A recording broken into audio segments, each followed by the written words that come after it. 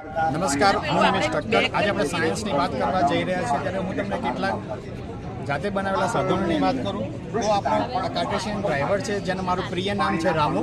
આને કહીશું કે બેટા રામુ ચાલ, આ મેડમ જે વિડીયો ઉતારી રહ્યા છે મજામાં હોય તો બેટા તું નીચે આવી જાય। મારા કહેવાથી આ રામુ નીચે આવી ગયો છે। હવે હું કહીશ કે ચાલ બેટા ઉપર જતો રહે, તો હું જેવું કહીશ એવું મારું આ રામુ વર્ક કરશે। આની પાછળ જે સબમરીન કાર્ય કરે છે એ સબમરીનના સિદ્ધાંત ઉપર કાર્ય છે।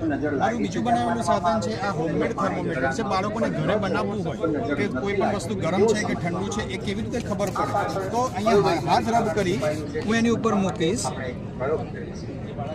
પ્રયોગ માટે જરૂરી સાધન તો તમે આસાનીથી જોઈ શકશો કે એ પ્રવાહી એની ઉપરની તરફ ચડે છે કારણ કે ગરમીને કારણે એ હવાનું પ્રસરણ થાય છે ફૂડ કલર અને પાણી એ ઉપરની તરફ ચડે છે। બીજું મારું એક બલૂન મેજિક બનાવેલું છે।